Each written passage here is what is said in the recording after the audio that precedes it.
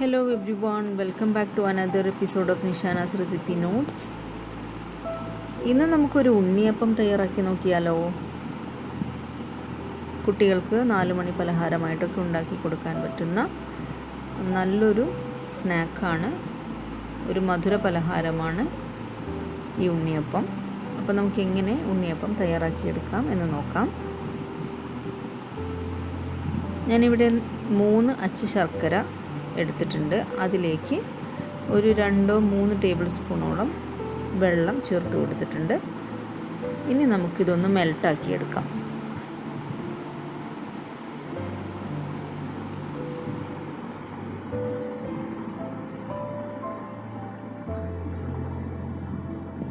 അപ്പോൾ ഇത് നന്നായി മെൽട്ടായി വന്നിട്ടുണ്ട്. ഇനി നമുക്ക് സ്റ്റൗ ഓഫ് ചെയ്ത് ഒരു സൈഡിലേക്ക് മാറ്റി വയ്ക്കാം. ഇത് ഇനി അടുത്തതായിട്ട് ഞാനിവിടെ ഒരു മിക്സിയുടെ ജാർ എടുത്ത് വെച്ചിട്ടുണ്ട്. അതിലേക്ക് പച്ചരി സോക്ക് ചെയ്തത്, 1 കപ്പ് പച്ചരി സോക്ക് ചെയ്തതാണിത്, ചേർത്ത് കൊടുത്തിട്ടുണ്ട്. അതിലേക്ക് 1/2 കപ്പ് തേങ്ങ ചിരകിയത് ചേർത്ത് കൊടുത്തിട്ടുണ്ട്. 2 ചെറുപഴം ചേർത്ത് കൊടുക്കുന്നുണ്ട്. ഒരു 1/4 ടീസ്പൂൺ ഉപ്പ് ചേർത്ത് കൊടുക്കാം. ഇനി നമ്മൾ നേരത്തെ മെൽറ്റ് ചെയ്ത് വെച്ചിരിക്കുന്ന ശർക്കരപ്പാനി അത് ചേർത്ത് കൊടുക്കാം. മധുരം കൂടുതൽ ആവശ്യമുള്ളവർക്ക് ഒരു 4 അച്ച് ശർക്കരയൊക്കെ എടുക്കാം കേട്ടോ. ഇനി ഇത് പാകത്തിനുള്ള വെള്ളം കൂടെ ചേർത്ത് നന്നായിട്ട് ഒന്ന് അരച്ചെടുക്കണം. അധികം വെള്ളം ചേർക്കണമെന്നില്ല,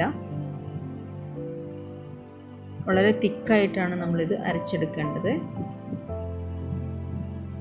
അപ്പോൾ ഇത് അരയ്ക്കുന്നതിന് മുമ്പായി ഒരു പിഞ്ച് ബേക്കിംഗ് സോഡ കൂടെ ചേർത്ത് കൊടുക്കുന്നുണ്ട്. ഇത് ഓപ്ഷണലാണ്, വേണമെങ്കിൽ മാത്രം ചേർത്താൽ മതി. ഇനി നമുക്കിത് നന്നായിട്ടൊന്ന് ബ്ലെൻഡ് ചെയ്ത് കൊണ്ടുവരാം. നന്നായിട്ട് ഞാൻ അരച്ചെടുത്തിട്ടുണ്ട്. ഇത്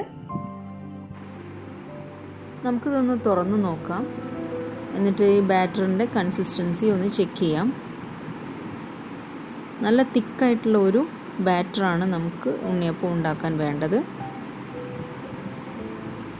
ഇപ്പോൾ നിഷാനാസ് റെസിപ്പി നോട്ട്സ് എന്ന് പറയുന്ന ഈ ചാനൽ നിങ്ങൾ ആദ്യമായിട്ടാണ് വിസിറ്റ് ചെയ്യുന്നതെങ്കിൽ ആ റെഡ് സബ്സ്ക്രൈബ് ബട്ടണിലൊന്ന് ക്ലിക്ക് ചെയ്ത് ഒന്ന് സബ്സ്ക്രൈബ് ചെയ്തേക്കണേ. അതിൻ്റെ തൊട്ടപ്പുറത്ത് കാണുന്ന കുഞ്ഞു ബെല്ലൈക്കൺ കൂടി ഇനേബിൾ ചെയ്താൽ ഞാനിടുന്ന എല്ലാ വീഡിയോസിൻ്റെയും നോട്ടിഫിക്കേഷൻസ് നിങ്ങൾക്ക് കിട്ടുന്നതാണ്. അപ്പോൾ ഇതാണ് നമ്മൾ അരച്ചെടുത്ത മാവിൻ്റെ കൺസിസ്റ്റൻസി. ഇത് കുറച്ച് ലൂസാണ്, അതുകൊണ്ട് നമുക്ക് കുറച്ച് ഗോതമ്പ് മാവ് കൂടെ ചേർത്ത് ഇതൊന്ന് തിക്കാക്കിയെടുക്കാം. അപ്പോൾ ഞാനിവിടെ 3 ടേബിൾ സ്പൂൺ ഗോതമ്പ് പൊടി ചേർത്ത് കൊടുത്തിട്ടുണ്ട്. ഈ ഗോതമ്പ് മാവ് ഇതിലേക്ക് നന്നായി ഇളക്കി യോജിപ്പിച്ച് കൊടുക്കാം. ഇതുപോലെ പതിയെ ഇളക്കി യോജിപ്പിച്ച് കൊടുക്കാം. കട്ടകളില്ലാതെ ഇളക്കി നന്നായി യോജിപ്പിച്ച് എടുക്കാം. അപ്പോൾ നമ്മളുടെ ഉണ്ണിയപ്പത്തിൻ്റെ ബാറ്റർ ഇവിടെ തയ്യാറായിട്ടുണ്ട്. ഇതുപോലെ നല്ല തിക്കായിട്ടുള്ള ബാറ്ററാണ് ഉണ്ണിയപ്പം ഉണ്ടാക്കാൻ നമുക്ക് വേണ്ടത്.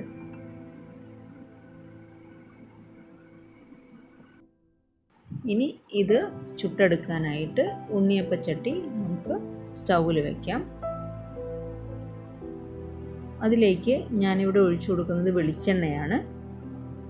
ഇപ്പോൾ ഓയിലായാലും വെളിച്ചെണ്ണയായാലും നമ്മൾ ഓരോ കുഴികളിലും ഏകദേശം ഒരു 1/2 ഭാഗം അല്ലെങ്കിൽ 3/4 ഭാഗത്തോളം എണ്ണ ഒഴിച്ചു കൊടുക്കുക.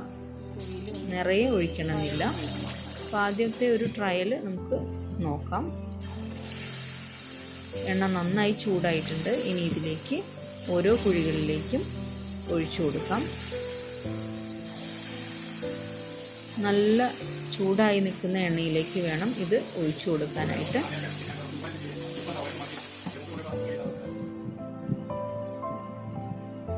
ഓരോ ഉണ്ണിയപ്പവും ആ കുഴികളിൽ നിന്ന് വിട്ട് വരും കുറച്ച് കഴിയുമ്പോൾ തന്നെ. ഇപ്പോൾ ഒരു സൈഡ് നന്നായിട്ട് ഗോൾഡൻ ബ്രൗൺ കളറായി വന്നിട്ടുണ്ട്. ഇനി നമുക്കത് തിരിച്ചിട്ട് കൊടുക്കാം. രണ്ട് സൈഡും നല്ല ഗോൾഡൻ ബ്രൗൺ കളറായി കഴിയുമ്പോൾ നമ്മുടെ ഉണ്ണിയപ്പം റെഡിയാവും. അപ്പോൾ നമുക്ക് ഇതിൽ നിന്ന് എണ്ണയിൽ നിന്നും കോരി മാറ്റാം.